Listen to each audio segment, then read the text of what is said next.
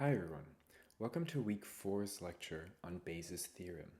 In this lecture, we're going to go over one of the most famous theorems in all of mathematics. So let's get started.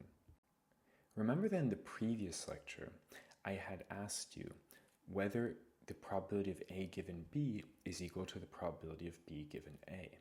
And in fact, that's not always the case.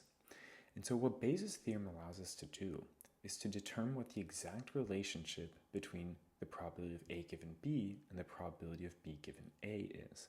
And as we'll see, they'll be really important for updating our beliefs. So let's look at what the theorem states first. Bayes' theorem tells us the following.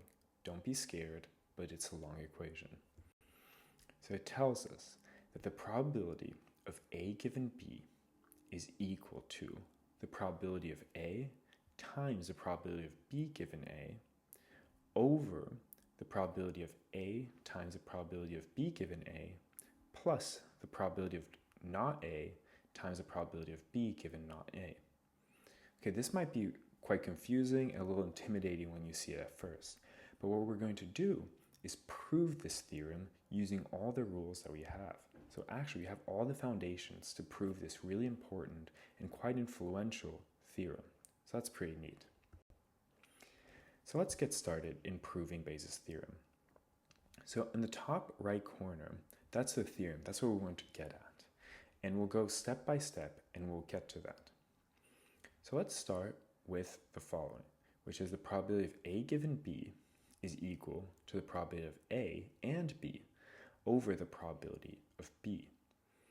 Now, why can we write this? Well, that's just a definition of conditional probability. So we're not doing anything fancy here. So now what we're going to do is look at the denominator and turn it over here from our definition and turn it into this denominator of the final equation that we want to get to. So this is kind of an easy proof in the sense that you already know where you want to get at, and we have all the tools to get there. So how can we transform the probability of A and B into the probability of A times the probability of B given A? Are these two equal? Well, yes, they are. Now, why is that? Okay, again, it's nothing too fancy. It's just a definition of conditional probability, and we shift things around. So remember that by definition, the probability of B given A is equal to the probability of A and B over the probability of B. And if we multiply both sides by the probability of B, then we get the probability of A and B is equal to the probability of B times the probability of B given A. And that's what we have in the denominator. So we're done actually. We're done for the denominator, that is. We have the top part that is equal in the final equation that we want and already in our proof. And really, if you're going to remember a version of Bayes' theorem, this is the one to remember, that the probability of A given B is equal to the probability of A times the probability of B given A over the probability of B. And this, you might say, is a short version of Bayes' theorem. Now what we can do is expand the denominator, so the probability of B, into this big equation that we have in the top right corner in the denominator. So what can we do to expand? Right? What tools have we seen to expand probability of B?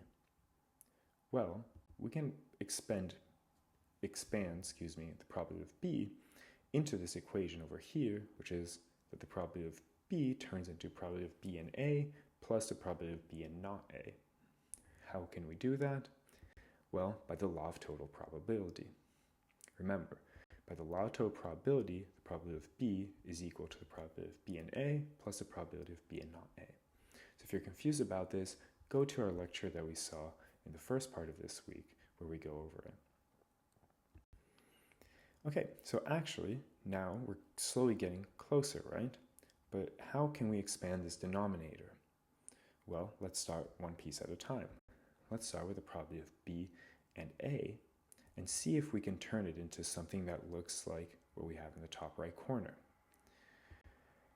Well, actually, just again, by reshuffling the definition of conditional probability, we can get that the probability of B and A is equal to the probability of A times the probability of B given A, right? Just write out the definition of probability of B given A and multiply both sides by probability of A.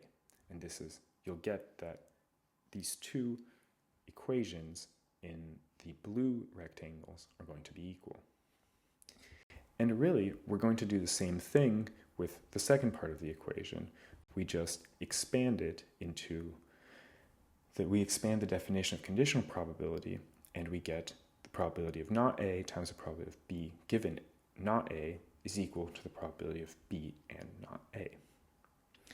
So now, if you look at the top right corner, magically, this really complicated equation, we've proved that they're equal. So we're done. Bayes' theorem then tells us this equation. Okay, so now that we have Bayes' theorem, you might ask, well, why should we care about it? Well, remember that we want our inductive logic to help us with assigning inductive probabilities to arguments. And this is what Bayes' theorem and really knowing how to manipulate conditional probabilities is going to allow us to do. So why? Because now we have a way of formally determining how we should update our beliefs given a piece of evidence, right? Remember that in inductive arguments, we have premises that you can consider as evidence for a conclusion that is not guaranteed by the premises. But what we want to know is how are those premises related to the conclusion? Do they strongly support the conclusion or not? And that's what conditional probability allows us to do, and Bayes' theorem allows us to find this support in many cases. So again, what Bayes' theorem allows us to do is to formally have a way of updating our beliefs on a particular statement given that we observe a type of evidence. So I've wrote it down here, that the new probability of our new degrees of belief of a particular statement H is going to equal the old probability that we have in H given that we observe the evidence E. So for example, let's say that I start with an old probability of a statement H, and you can imagine H being a hypothesis. So suppose I have a probability that it's going to rain tomorrow with evidence, or with probability 0.5. And then someone shows me a piece of evidence. They show me, for example, that Google says that it's going to rain tomorrow with high likelihood. Well then, that's the piece of evidence E. So I shouldn't keep my initial degree of belief in H. I should update it into the new probability H, right? But how do I do that?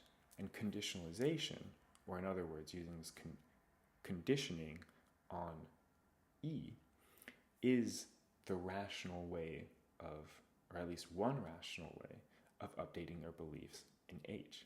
And we're going to see more why next week. This is the rational way, but this is what it's going to allow us to do. Let's see a taste for why that's the case. So let's look at some evidence and confirmation. I think these are going to be good examples to pump our intuitions. So what do we mean when we say that X causes Y? So for example, what do we mean when we say that the ball caused the window to break? Well, perhaps the first thing you might think is that X is actually sufficient for Y to occur. Remember that for X to be sufficient, it means that the presence of X guarantees the presence of Y. That's a way how some people have thought of it. But consider the following claims: that smoking causes lung cancer. That's a kind of statement that the medical community seems to really believe in. But smoking is not a sufficient condition for lung cancer. Many people smoke, but don't have lung cancer. Furthermore, it's not a necessary condition, right? Having lung cancer is not a necessary condition for smoking. Smoking is not a necessary condition for lung cancer. Why is that? Because you can have lung cancer even though you've never smoked a single cigarette in your life, unfortunately. So what probability can allow us to do is help us analyze this use of causes in the medical context and other scientific contexts in terms of evidence. So when we say that smoking causes lung cancer, what is meant here is something probabilistic. Smoking increases your chances of getting lung cancer. It doesn't guarantee it, but it increases your chances. Right? You might try to give a formal definition of causation by saying, well, perhaps one way that you can formalize this is that the probability of having cancer given that you smoke is greater than the probability of having cancer given that you don't smoke. Right? That's intuitive. There are some problems with it, and finding an accurate measure of causation is complicated. There's a lot of really interesting philosophy on this, but we're not going to go into it. All I wanted to do was give you a taste for why this is going to be useful. In the next lectures, we're going to start giving you justifications for why this way of updating our probabilities using conditionalization, namely using Bayes' theorem, is going to be a rational way of updating our beliefs.